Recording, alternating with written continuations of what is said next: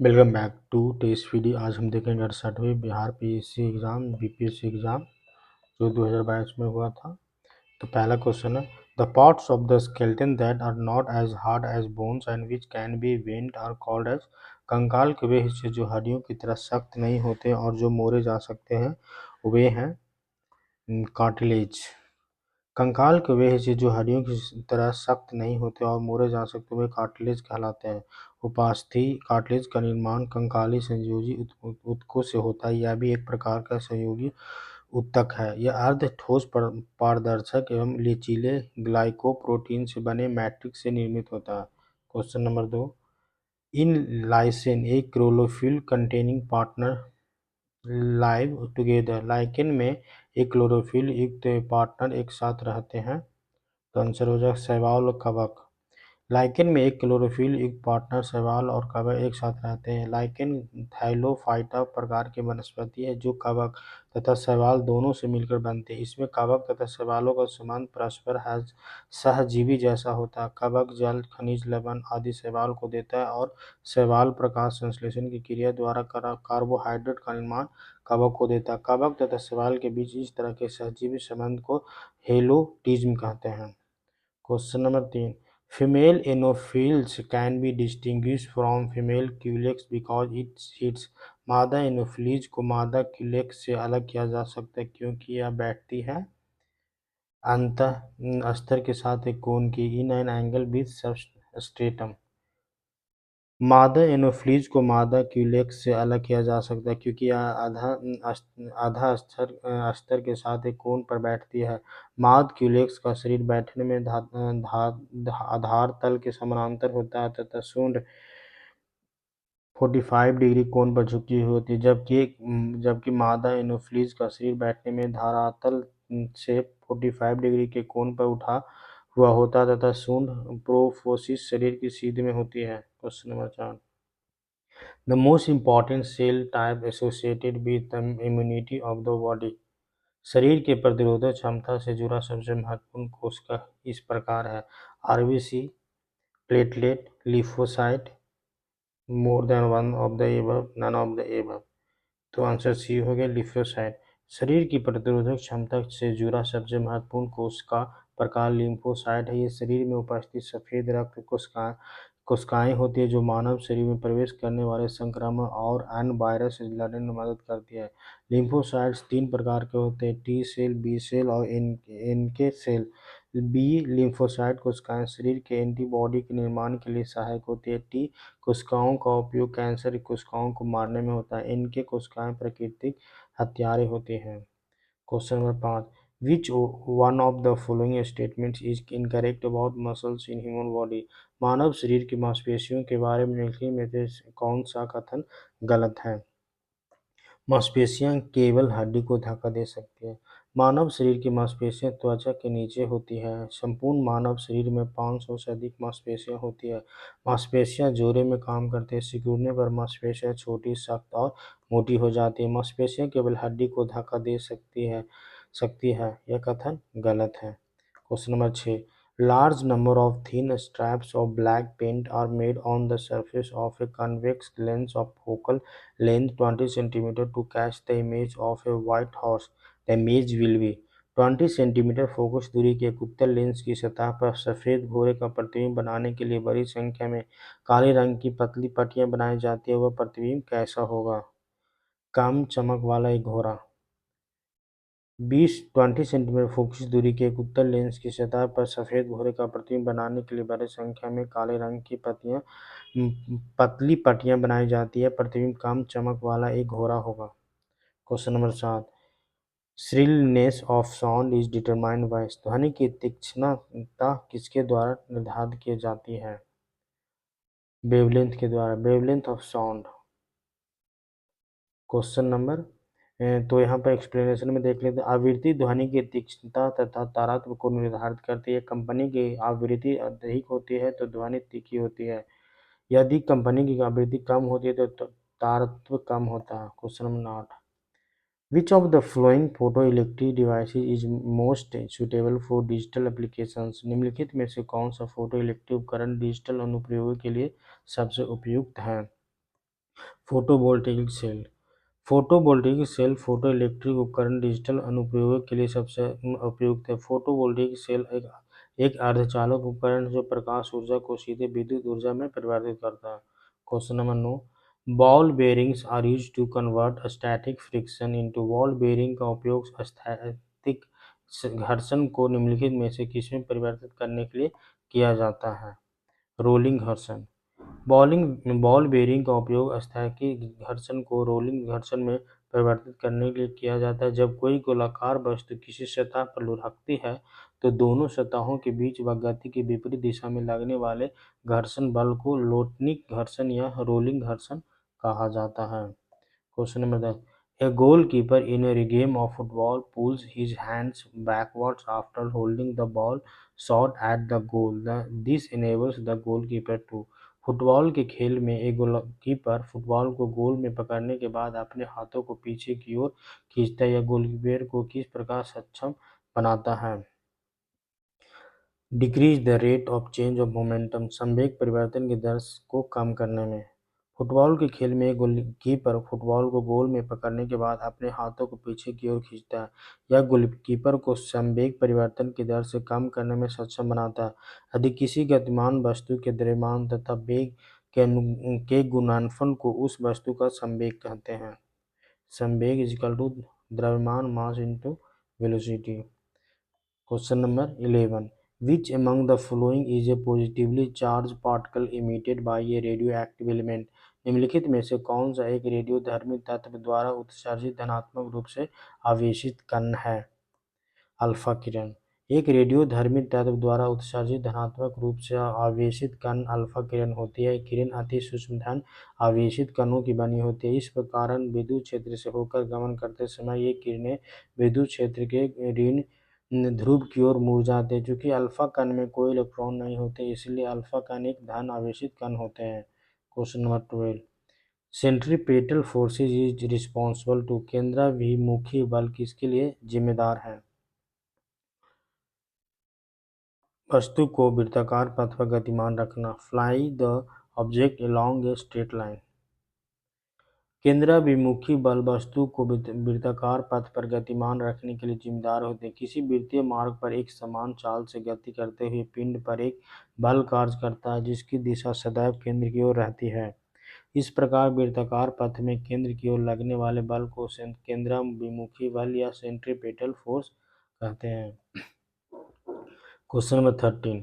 Which of the flowing energy changes involves frictional force. निम्नलिखित में से किस ऊर्जा परिवर्तन में घर्षण बल शामिल होता है। गतिज ऊर्जा से ऊष्मा ऊर्जा तक। गतिज ऊर्जा से ऊष्मा ऊर्जा परिवर्तन में घर्षण बल शामिल होता है। जब किसी वस्तु की सतह पर किसी वस्तु को गति कराने का प्रयास किया जाता है या गति कराया जाता है तो सतह से समानांतर व गति की दिशा के विपरीत एक गति अवरोधक बल कार्य करता है जिसे घर्षण बल कहते हैं। घर्षण बल तीन प्रकार के होते हैं। स्टैटिक फ्रिक्शन, स्थैतिक घर्षण, सर्पी फ्रिक्शन, स्लाइडिंग फ्रिक्शन, लोटनिक घर्षण, रोलिंग घर्षण, rolling friction. Question number 14. A bus is moving along a straight path and takes a sharp turn to the right side. Suddenly, the passenger sitting in the bus will. ये बस सीधे रास्ते पर चल रही है और अचानक दाईं ओर तेज से मोड़ लेती है। बस में बैठे यात्री बाईं ओर झुकेंगे। एक बस सीधे रास्ते पर चल रही है अचानक दाईं ओर एक तेज मोड़ लेते बस में बैठे यात्री बाईं ओर झुकेंगे। Question number 15. Before playing the orchestra in a musica concert, a sitarist tries to adjust the tension and plug the string suitably. By doing so, she is adjusting. इस संगीत कार्यक्रम में ऑर्केस्ट्रा बजाने से पहले एक सितार वादक तनाव को समायोजित करने की कोशिश करता है और स्ट्रिंग को उपयुक्त रूप से बांधता है। ऐसा करके वह क्या ठीक करने की कोशिश करता है। अन्य वाद्य यंत्रों की आवृत्ति के साथ सितार स्ट्रिंग की आवृत्ति। एक संगीत कार्यक्रम में ऑर्केस्ट्रा बजाने से पहले एक सितार वादक तनाव को समायोजित करने की कोशिश करता है और स्ट्रिंग को उपयुक्त रूप से बांधता है। ऐसा करके वह अन्य वाद्य यंत्रों की आवृत्ति के साथ सितार स्ट्रिंग आवृत्ति ठीक करने की कोशिश करता है। Question number 16. A form of matter has no fixed shape but it has a fixed volume. An example of this form of matter is पदार्थ के एक रूप का कोई निश्चित आकार नहीं होता लेकिन इसका एक निश्चित आयतन होता है। पदार्थ के इस रूप का उदाहरण है मिट्टी का तेल, केरोसिन। पदार्थ के एक रूप का कोई निश्चित आकार नहीं होता लेकिन इसका एक निश्चित आयतन होता है। पदार्थ के इस रूप का एक उदाहरण मिट्टी का तेल है। पदार्थ की तीन अवस्थाएं होती है, ठोस, द्रव और गैस। ठोस के कणों में आकर्षण बल अधिक होने के कारण इनका निश्चित आकार और आयतन होता है। द्रव में कणों के मध्य बंधन ठोस की तुलना में कम होते हैं, इसका निश्चित आकार नहीं होता लेकिन इसका आयतन निश्चित होता है। गैस में कणों के मध्य बंधन ठोस और द्रव की तुलना में कम होते हैं, इनका न तो निश्चित आकार होता है न ही निश्चित आयतन होता है। Question number 17। Some metal oxides react with acid as well as base to produce salt and water. They are known as amphoteric oxide. The example of amphoteric oxides are कुछ धातु ऑक्साइड अम्ल और क्षार के साथ अभिक्रिया कर नमक और पानी बनाते हैं। इन्हें उभयधर्मी ऑक्साइड कहते हैं। उभयधर्मी ऑक्साइड के उदाहरण हैं Al2O3 and ZnO, Al2O3 और ZnO। कुछ धातु ऑक्साइड अम्ल और क्षार के साथ अभिक्रिया कर नमक और पानी बनाते हैं। इन्हें उभयधर्मी ऑक्साइड कहते हैं।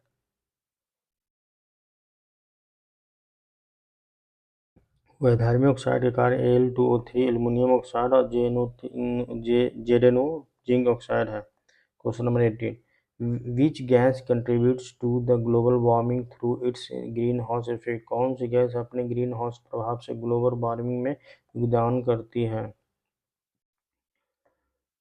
सभी CO2, नाइट्रस ऑक्साइड और मीथेन भी।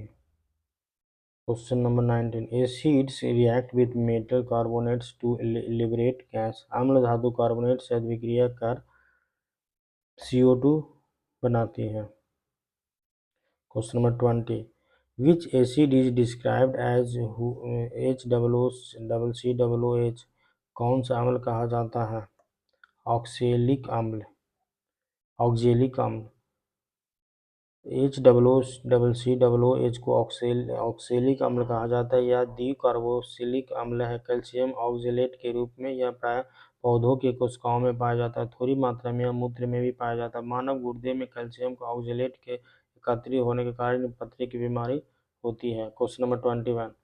You have been provided with 3 test tubes. One of them contains distilled water and the other two contain an acidic solution and a basic solution respectively. Which of them will turn red litmus to blue? आपको 3 प्रखनलियाँ दी गई है। इनमें से एक में अशुद्ध जल है और अन्य दो में से एक में अम्लीय विलयन तथा दूसरे में क्षारीय विलयन है। इनमें से किसमें लाल लिटमस नीला हो जाएगा? क्षार में, बेस में। Question number 22। The order of acetic acid resembles that of acetic अम्ल की गंध किसके समान होती है? सिरका के समान, विनेगर के समान। एसिटिक अम्ल की गंध सिरका के समान होती है। एसिटिक अम्ल अनेक फलों के रसों में मुक्त अवस्था में पाया जाता है। विशेष रूप से सिरके में पाया जाता है। इसे व्यापारिक स्तर पर पायरोलिग्नियस अम्ल से भी प्राप्त किया जाता है। Question number 23। Why does the dry ACI gas not change the color of dry litmus paper? शुष्क ACI गैस शुष्क लिटमस पत्र का रंग क्यों नहीं बदलती?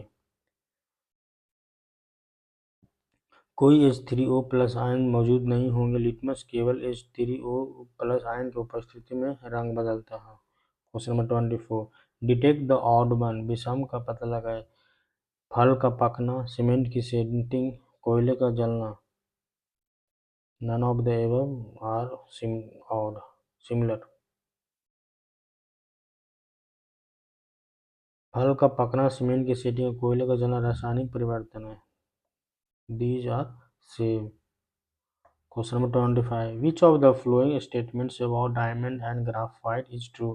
हीरे और ग्रेफाइट के बारे में निम्नलिखित में से कौन सा कथन सत्य है? उपरोक्त में से कोई नहीं। उनकी विद्युत चालकता समान होती है? नहीं होती है। उनके पास समान क्रिस्टल संरचना है? नहीं। उनके पास समान डिग्री की कठोरता? नहीं। हीरा ताप और विद्युत का कुचालक होता है, जबकि ग्रेफाइट विद्युत का सुचालक होता है। हीरे की संरचना नियमित चतुष्फलीय होती है, जबकि ग्रेफाइट की संरचना षट्कोणीय जालक सतह के रूप में होती है। सभी पदार्थों से अधिक कठोर होता है तथा कांच को आसानी से काट देता है, जबकि ग्रेफाइट राख के रूप रंग का मुलायम रवेदार ठोस पदार्थ है। प्रश्न में दिए गए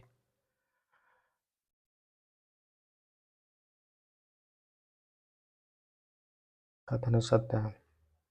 26 द स्टोमेटा ओपन और close due to change in the किसमें परिवर्तन के कारण रंध्र खुलते या बंद होते हैं।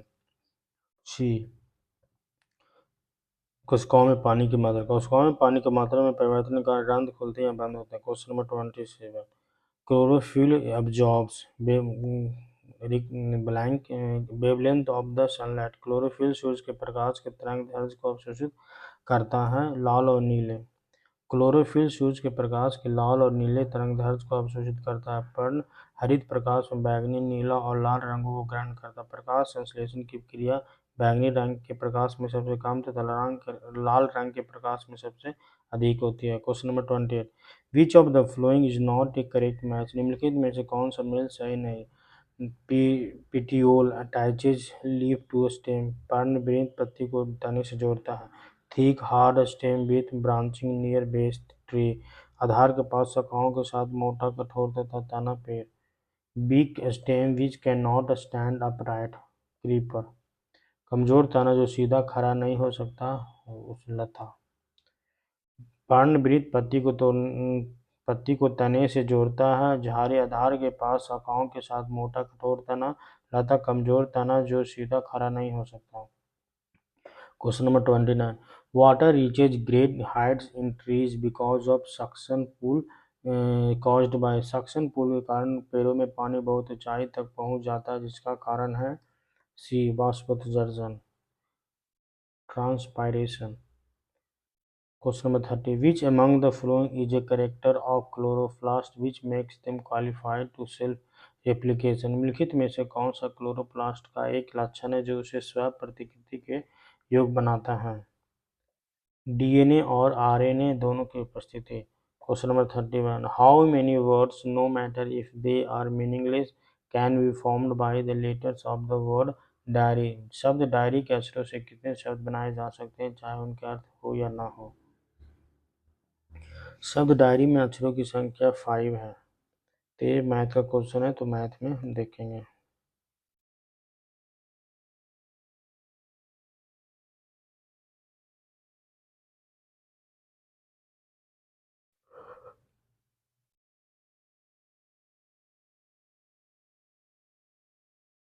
क्वेश्चन नंबर 41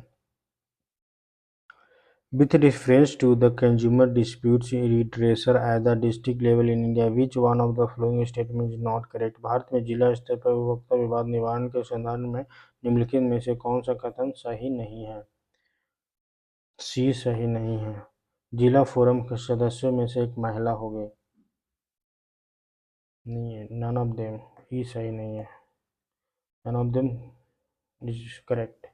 भारत में जिला स्तर पर उपभोक्ता विवाद निवारण के प्रावधानों के अनुसार जिला फोरम उन शिकायतों पर विचार करता है जहां वस्तुओं या सेवाओं का मूल्य 50 लाख रुपए से अधिक नहीं होता। साथ ही राज्य सरकार यदि उचित समझे तो एक जिले में एक से अधिक जिला फोरम की स्थापना कर सकते हैं। ऐसा कोई व्यक्ति जो जिला न्यायाधीश है या रह चुका है या होने की रहती है इसका अध्यक्ष होगा तथा 2 अन्य सदस्य होंगे जिसमें एक महिला होगी।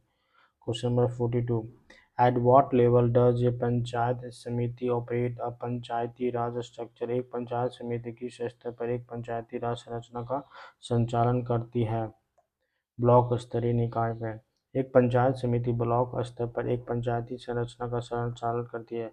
अनुच्छेद 243 बी द्वारा भारत में त्रिस्तरीय पंचायती राज व्यवस्था का प्रावधान किया गया है। प्रत्येक राज्य में ग्राम स्तर पर ग्राम पंचायत, मध्यवर्ती स्तर पर क्षेत्र पंचायत, ब्लॉक स्तर पर जिला पंचायत के गठन का प्रावधान है। अनुच्छेद 243 सी के तहत राज्य विधानमंडल को विधि द्वारा पंचायतों की संरचना के संबंध में उपबंध करने की शक्ति प्रदान की गई है। Question number 43 which one of the following was establish as the first programme of community development. निम्नलिखित में से किसे समुदाय विकास के पहले कार्यक्रम के रूप में स्थापित किया गया था। राष्ट्रीय विस्तार सेवा national extension service.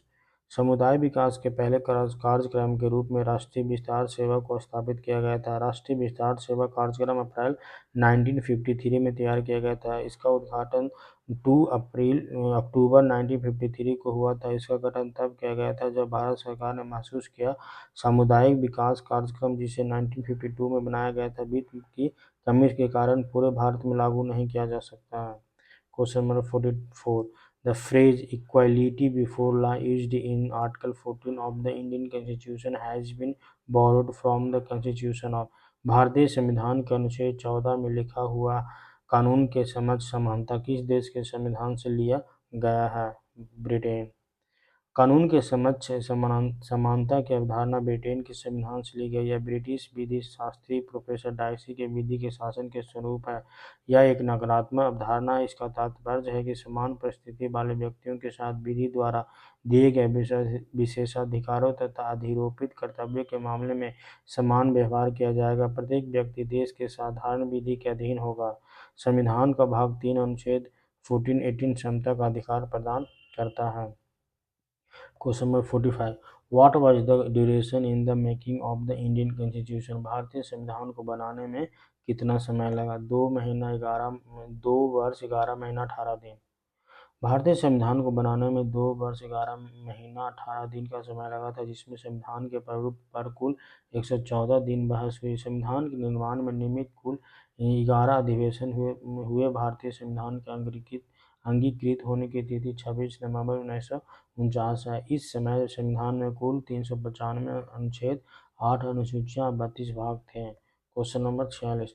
The council of ministers in a state is collectively responsible to राज्य का मंत्रिपरिषद सामूहिक तौर पर किसके प्रति उत्तरदायी है?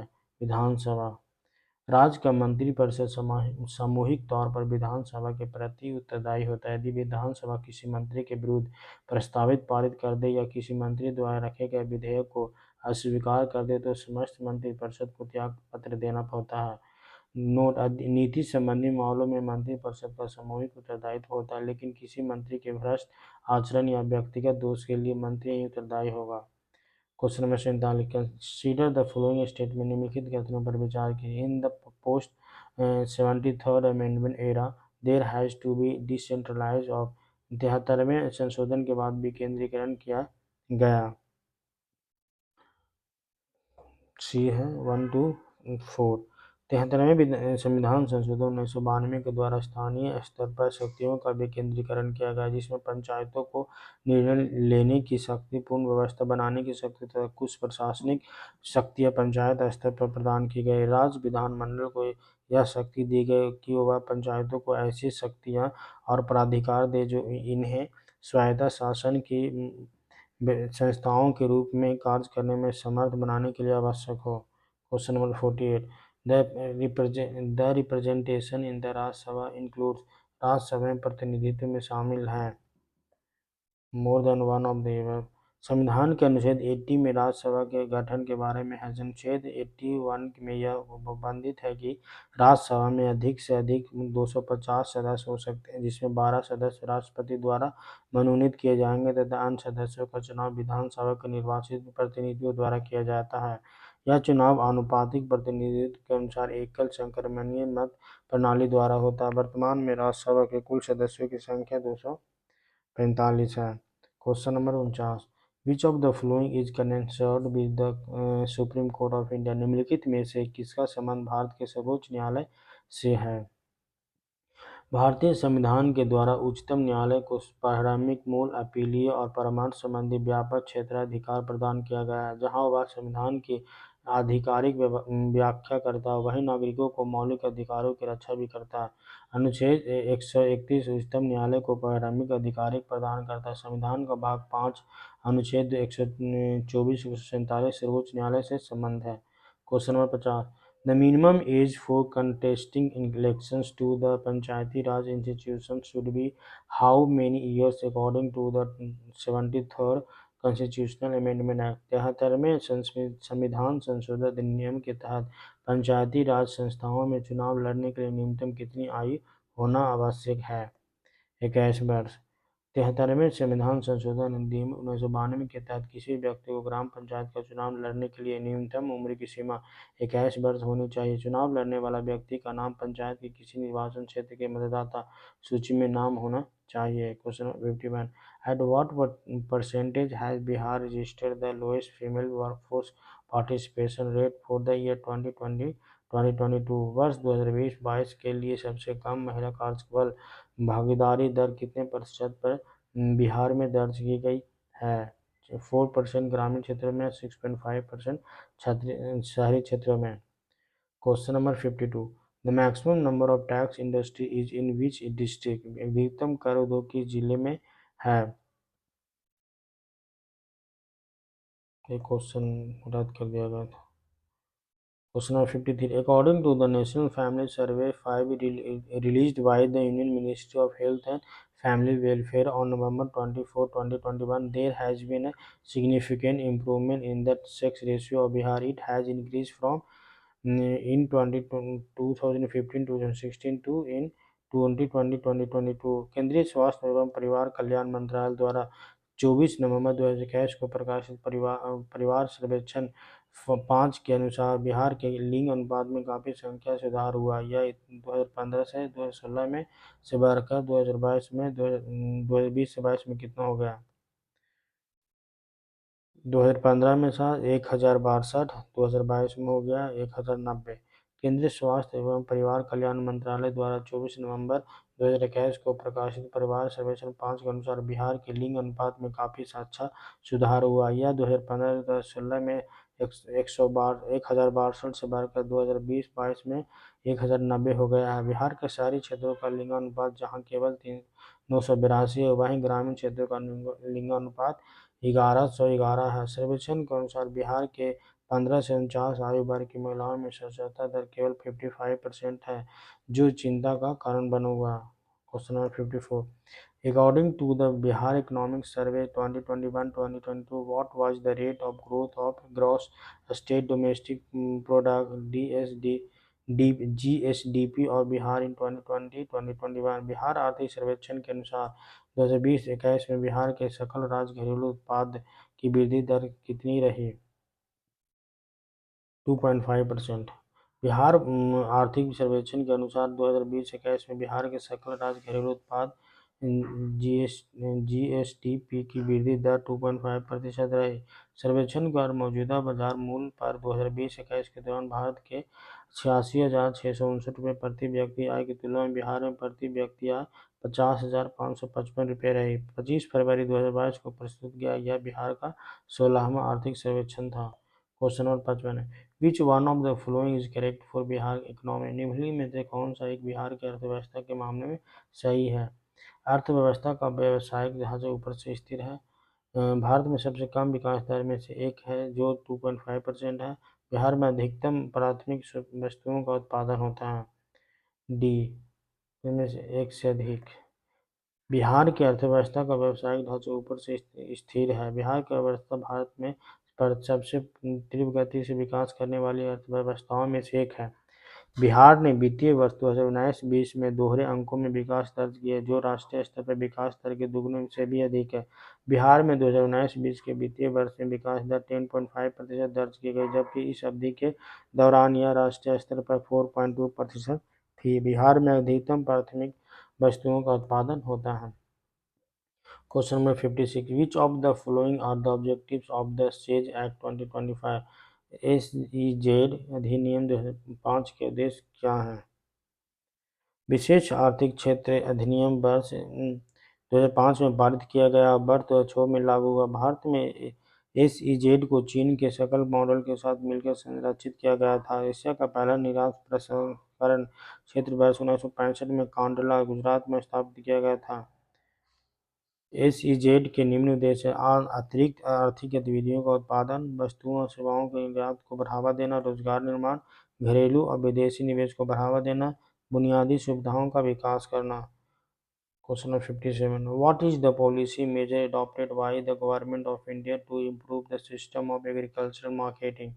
कृषि विपणन प्रणाली में सुधार के लिए भारत सरकार द्वारा अपनाया गया नीतिगत उपाय क्या है? कृषि विपणन प्रणाली सुधार के लिए भारत सरकार द्वारा अपनाया गया नीतिगत उपाय है सार्वजनिक वितरण प्रणाली, न्यूनतम समर्थन मूल्य, बफर स्टॉक का रखरखाव। Question number 58, which committee suggested the enactment of the competition act 2002? किस समिति ने प्रतिस्पर्धा अधिनियम 2022 को अधिनियमित करने का सुझाव दिया है? एस राघवन समिति। एस राघवन समिति ने प्रतिस्पर्धा अधिनियम 2002 को अधिनियमित करने का सुझाव दिया। राघवन समिति के अनुशंसा पर एकाधिकार तथा अवरोधक व्यापार व्यवहार अधिनियम 1969 को निरस्त कर इसके स्थान पर प्रतिस्पर्धा अधिनियम 2002 लागू किया गया। यह आयोग एक अर्ध न्यायिक निकाय है जो सांविधिक प्राधिकरणों को परामर्श देता है। इस अध्यक्ष और अन्य सदस्य पूर्णकालिक सदस्य होते हैं। धूसर क्रांति उर्वरक फर्टिलाइजर के लिए, गुलाबी क्रांति प्याज का उत्पादन, रजत क्रांति अंडे का उत्पादन, लाल क्रांति टमाटर और मांस का उत्पादन। Question number 60, which of the following 5-year plans was focus on human resource development? निम्नलिखित में से कौन सी पंचवर्षीय योजना मानव संसाधन विकास पर केंद्रित थी? 8वीं पंचवर्षीय योजना मानव संसाधन विकास पर केंद्रित थी। इस योजना का लक्ष्य जनसंख्या वृद्धि को नियंत्रित करना, गरीबी कम करना, रोजगार सृजन, बुनियादी ढांचे के विकास को मजबूत करना, पर्यटन का प्रवर्धन करना आदि था। 8वीं योजना ने उद्योग के आधुनिकीकरण को बढ़ावा दिया। इसने विकेंद्रीकरण के माध्यम से पंचायतों और नगर पालिकाओं को शामिल करने पर भी जोर दिया। इस योजना में लक्षित वृद्धि दर 5.6% थी, लेकिन वास्तविक विकास दर अविश्वसनीय रूप से 6.8% रही। Question number 61. Which of the following states of India received the highest foreign direct investment equity flow during April to September 2022? Bharat के निम्नलिखित में से किस राज्य ने अप्रैल से सितंबर 2022 के दौरान उच्चतम प्रत्यक्ष विदेशी निवेश FDI इक्विटी के रूप में प्राप्त किया? बी. कर्नाटक। भारत के कर्नाटक राज्य ने अप्रैल से सितंबर 2022 के दौरान उच्चतम प्रत्यक्ष विदेशी निवेश इक्विटी के रूप में प्राप्त किया। इस राज्य ने 38% FDI प्राप्त किया। इसके बाद 26% के साथ महाराष्ट्र और 14% के साथ दिल्ली का स्थान है। भारत के शीर्ष निवेशक देशों के मामले में सिंगापुर 27% के साथ पहले स्थान पर तथा 18% के साथ अमेरिका दूसरे स्थान पर रहा। Question number 62. In which budget did the finance minister announce the liberalized exchange rate management system? किस बजट में वित्त मंत्री ने उदारीकृत विनिमय दर प्रबंधन प्रणाली की घोषणा की? 2092-93। भुगतान संतुलन पर गठित उच्च स्तरीय समिति की सिफारिशों सी रंगराजन की सिफारिशों के आधार पर मार्च 1992 में उदारीकृत विनिमय दर प्रबंधन प्रणाली की स्थापना की गई, जिसमें दोहरी विनिमय की दर शामिल था। बाजार निर्धारित विनिमय दर प्रणाली में परिवर्तन को सक्षम करने के लिए यह प्रारंभिक कदम था। Question number 63। पंचवर्षीय योजना के उद्देश्य निम्नलिखित में कौन थे? आर्थिक समृद्धि एवं विकास, आधुनिकीकरण, आत्मनिर्भरता, समानता व न्याय, सुरक्षा व शांति। Question number 64। Which organisation carries out the survey for determining the poverty line? गरीबी रेखा को निर्धारित करने के लिए कौन सा संगठन सर्वेक्षण करता है? वी. NSSO। Question number 65। The trade balance of India merchandise and services for December 2022 provisional is. Bharat का व्यापार संतुलन माल और सेवाएं दिसंबर 2022 अंतरिम के लिए 11.98 अरब अमेरिकी डॉलर। Question number 66।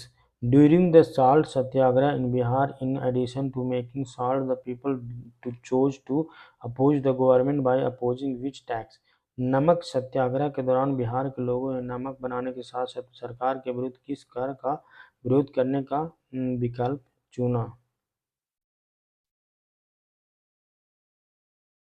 नमक सत्याग्रह के दौरान बिहार के लोगों ने नमक बनाने के साथ साथ सरकार के विरुद्ध चौकीदारी कर का विरोध करने का विकल्प चुना था।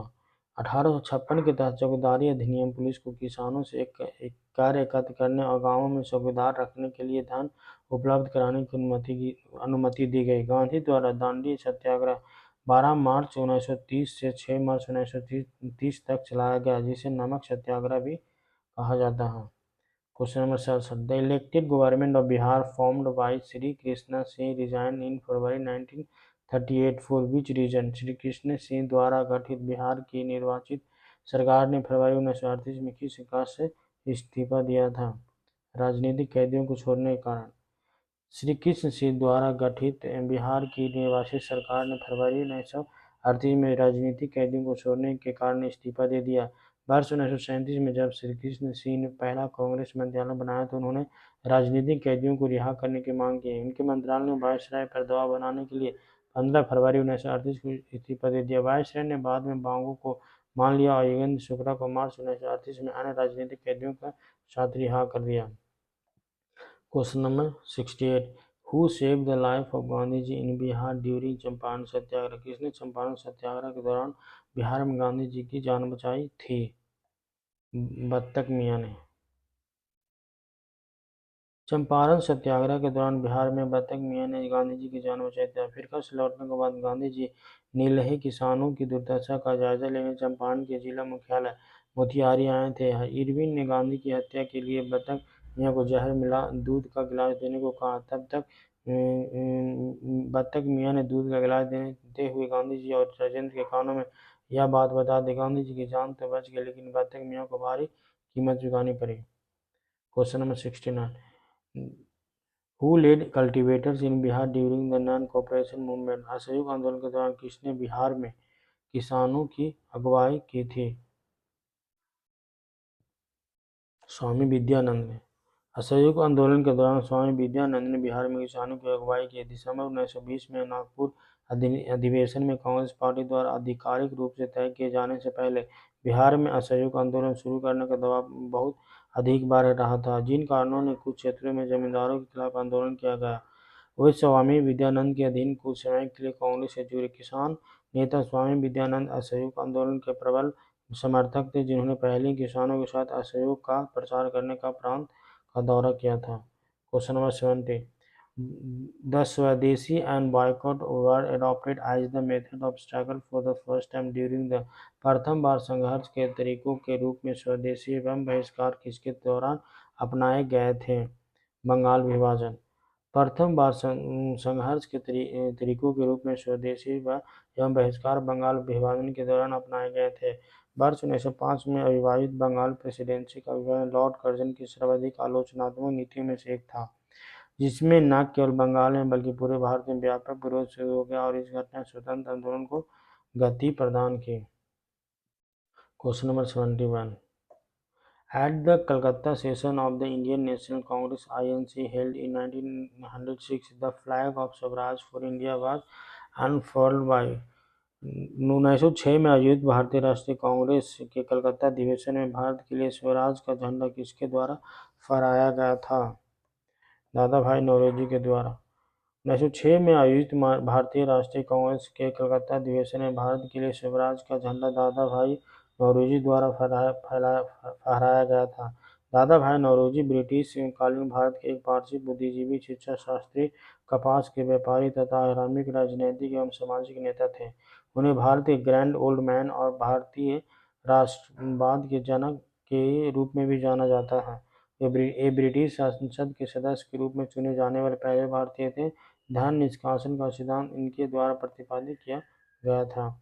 Question number 72, during the freedom struggle if parallel movement launched in the Indian states in the state ruled by the Indian rulers such as Kashmir, Nizam, Hyderabad, Travancore etcetera was? स्वतंत्रता संग्राम के दौरान भारतीय राज्यों कश्मीर, निजाम के हैदराबाद, त्रावणकोर आदि जैसे भारतीय शासकों द्वारा शासित राज्यों में एक समानांतर आंदोलन शुरू किया गया था। उसका नाम क्या था? प्रजामंडल आंदोलन। स्वतंत्रता संग्राम के दौरान प्रजामंडल आंदोलन द्वारा भारतीय राज्यों कश्मीर, निजाम के हैदराबाद, त्रावणकोर आदि जैसे भारतीय शासकों द्वारा शासित राज्यों में एक समानांतर आंदोलन शुरू किया गया। प्रजामंडल भारत में ब्रिटिश शासन के दौरान भारतीय रियासतों की जनता के संगठन थे। 1920 के दशक में प्रजामंडलों की स्थापना तेज हुई। प्रजामंडल का अर्थ है जनता का समूह। Question number 73, which of the following statement regarding the Indian freedom struggle is not correct? भारतीय स्वतंत्रता संग्राम के बारे में लिखने में से कौन सा कथन सही नहीं है? 1, वर्ष 1921 में महात्मा गांधी जी को गिरफ्तार कर लिया गया था, जो गलत है। Question number 74, which of one of the following was a journal brought out by Abdul Kalam Azad? Abdul Kalam Azad के द्वारा किस पत्रिका को संपादित किया गया था? अल हिलाल। अल हिलाल पत्रिका को अबुल कलाम आजाद द्वारा संपादित किया था, जबकि जमींदार पत्रिका मौलाना जफर अली खान तथा कामरेड पत्रिका के संपादक मौलाना मोहम्मद अली थे। Question number 75, how did the study of history help in creating a feeling of nationalism in India towards the end of the 19th century? 19वीं शताब्दी के अंत में इतिहास के अध्ययन के भारत में राष्ट्रीयता की भावना पैदा करने में किस प्रकार मदद की? उपरोक्त सभी। 19वीं शताब्दी के अंत में इतिहास के अध्ययन ने भारत में राष्ट्रीयता की भावना पैदा करने में विशेष योगदान दिया। इसके साथ ही ब्रिटिश शासन के तहत दयनीय स्थितियों और संघर्ष का आह्वान करने तथा इतिहास की पुनर्व्याख्या करके और अंग्रेजी द्वारा भारतीयों को पिछड़ा, आदिम और खुद पर शासन करने में असमर्थ के रूप में चित्रित करने का खंडन करके राष्ट्रीयता की भावना का विकास किया गया। इसके साथ ही भारत के गौरवशाली अतीत के बारे में लिखकर और लोगों से उनकी उपलब्धियों पर गर्व करने का आग्रह किया गया, जो जन जागरूकता का माध्यम भी बना। Question number 76, which of the following statements are not correct regarding the non cooperation movement in the towns? नगरों में असहयोग आंदोलन के संबंध में लिखे में से कौन से कथन सही नहीं है? आंदोलन में केवल उच्च जातियों और अमीरों ने भाग लिया। मद्रास की जस्टिस पार्टी द्वारा भी काउंसिल के चुनावों का बहिष्कार किया गया। हजारों छात्रों ने सरकारी नियंत्रण वाले स्कूलों को छोड़ दिया। प्राध्यापकों और शिक्षकों ने इस्तीफा दे दिया। वकीलों ने अपनी प्रैक्टिस छोड़ दी। तो पहला आंसर हो जाएगा 1 और 2। नगरों में असहयोग आंदोलन के दौरान उच्च जातियां ही नहीं बल्कि सभी जातियों और धर्म के लोगों के साथ ही धनाढ़ तथा मध्यम वर्ग की भागीदारी महत्वपूर्ण थी। इस आंदोलन के दौरान हजारों छात्रों ने सरकारी नियंत्रण वाले स्कूलों को छोड़ दिया। प्राध्यापकों और शिक्षकों ने इस्तीफा दे दिया। वकीलों ने अपनी प्रैक्टिस छोड़ दी। अध्यापकों और शिक्षकों ने 27.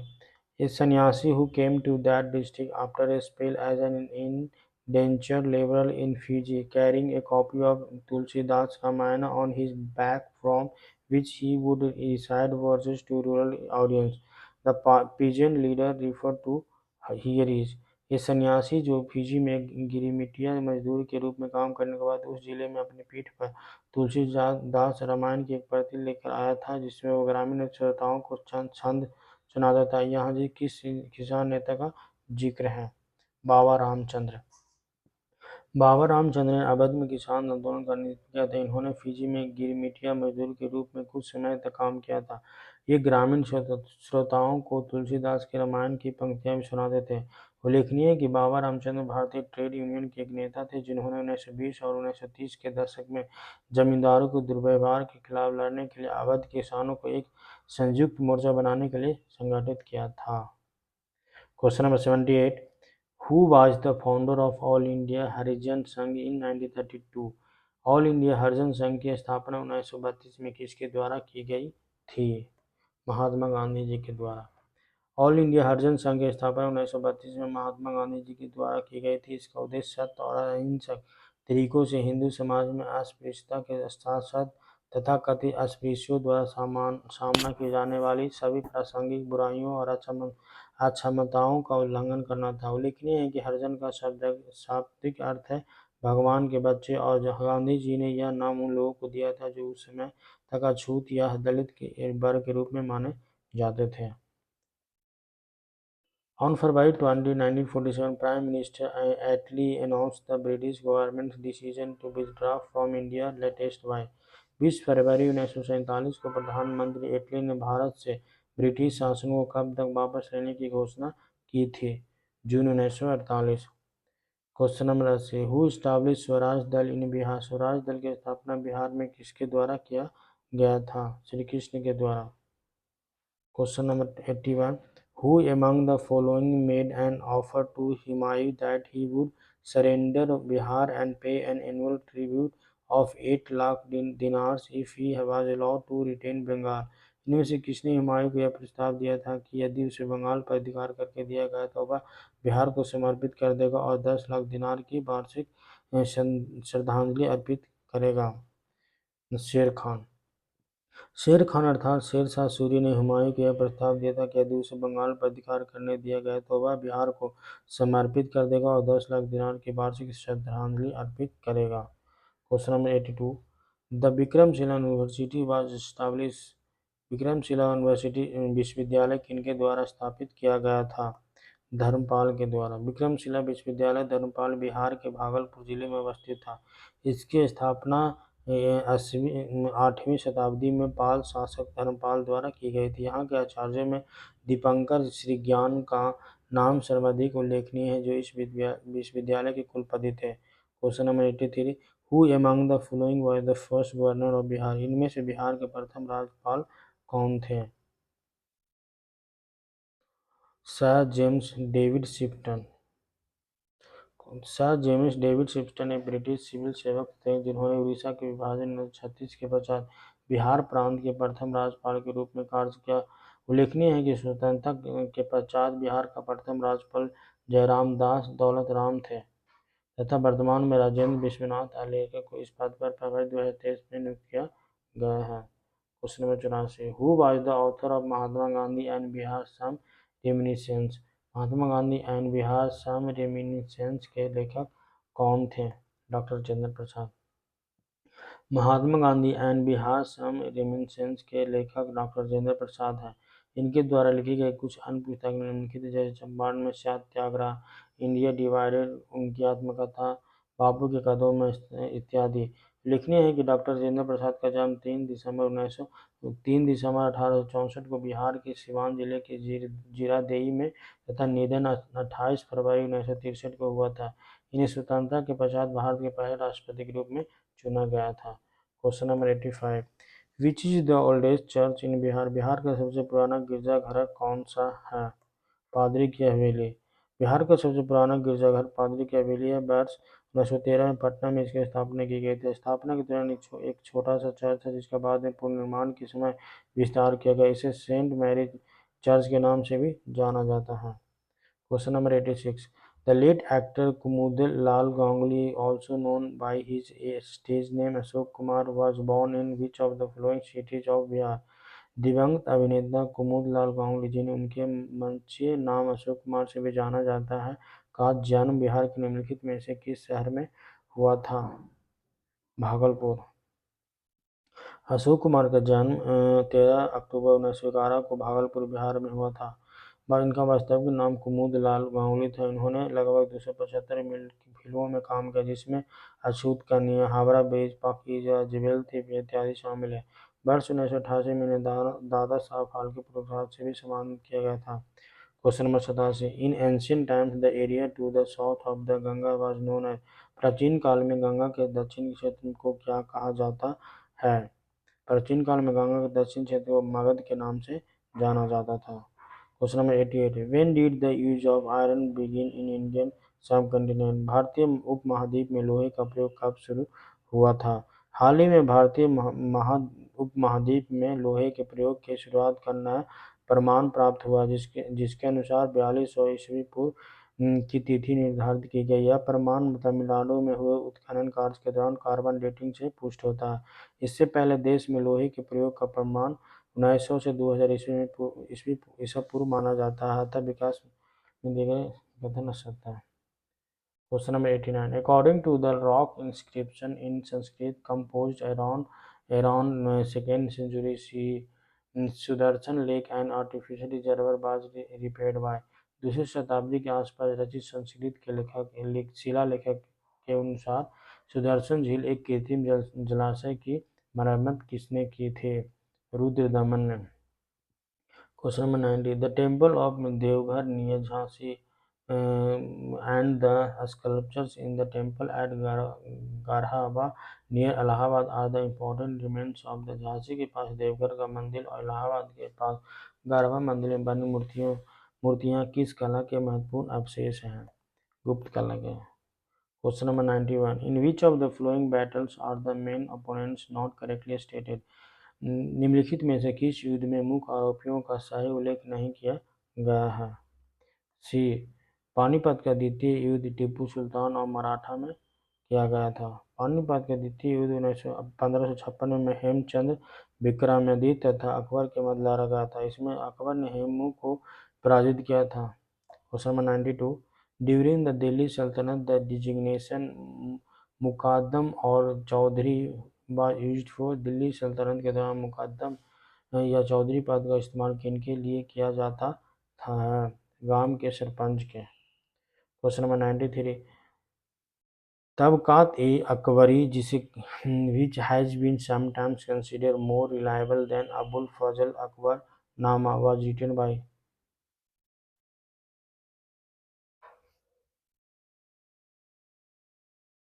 तबकात-ए-अकबरी, जिसे कभी कभी अबुल फजल के अकबरनामा से अधिक विश्वसनीय माना जाता है, किसके द्वारा लिखा गया था? निजामुद्दीन अहमद के द्वारा। Question 94, who among the following famous rulers founded a suburban township of Nagalpuram near Vijayanagar after his mother's name? इनमें से किस प्रसिद्ध शासक ने अपनी माता के नाम पर विजयनगर के पास नागलपुरम की एक उपनगरीय बस्ती की स्थापना की थी? कृष्णदेव राय। Question number 95, in 1940 Patna Women's College was founded by which of the following societies? 1940 में पटना महिला विश्वविद्यालय की स्थापना निम्नलिखित में से किस समाज द्वारा की गई है? Sisters of the apostolic Carmel के द्वारा। Question number 96, who among the following headed the two boundary commissions set up to delineate the international frontiers between India and Pakistan in 1947? इनमें से किसने 1947 में भारत और पाकिस्तान के बीच अंतर्राष्ट्रीय सीमाएं खींचने के लिए स्थापित की गई दो सीमा आयोगों का नेतृत्व किया था? सिरिल रेडक्लिफ ने। 1947 में भारत और पाकिस्तान के बीच अंतर्राष्ट्रीय सीमा के निर्धारण के लिए ब्रिटिश सरकार ने न्यायमूर्ति सिरिल रेडक्लिफ के नेतृत्व में सीमा आयोग का गठन किया गया था। Question number 97, who introduced the system of mahalwari settlement in Bengal? किसने बंगाल में महलवारी बंदोबस्त प्रणाली की शुरुआत की थी? Holt McKenzie. महलवारी का प्रस्ताव सर्वप्रथम 1819 में हॉल्ट मैकेंजी द्वारा लाया गया था। यह व्यवस्था उत्तर प्रदेश, मध्य प्रदेश तथा पंजाब में सर्वप्रथम लागू की गई थी। यह व्यवस्था ब्रिटिश भारत के 30% भाग पर लागू थी। Question number 98, question number 98, in 1940 Vinoba Bhave started individual Satyagraha from. 1940 में विनोबा भावे ने व्यक्तिगत सत्याग्रह कहाँ से आरंभ किया था? पवनार, महाराष्ट्र से। Question number 99, the Congress took a critical stand over the Montfort reforms in 1918 which led to break up with the old moderate regiments Sapru-Jaikar and Chintamani who formed the। 1918 में मोंटफोर्ट सुधारों पर कांग्रेस ने एक महत्वपूर्ण रुख अपनाया, जिसके कारण पुराने उदारवादी अवशेष स्प्रू-जायकर और चिंतामणि टूट गए, जिन्होंने गठन किया था इंडियन नेशनल लिबरल फेडरेशन का। Question number 100, the cabinet mission was sent to India for which of the following? C, only two. सत्ता हस्तांतरण के लिए एक संवैधानिक व्यवस्था तैयार करने के लिए। उसके बाद करेंट अफेयर्स आ जाता है, तो करेंट अफेयर्स करंट में देखेंगे। Thank you.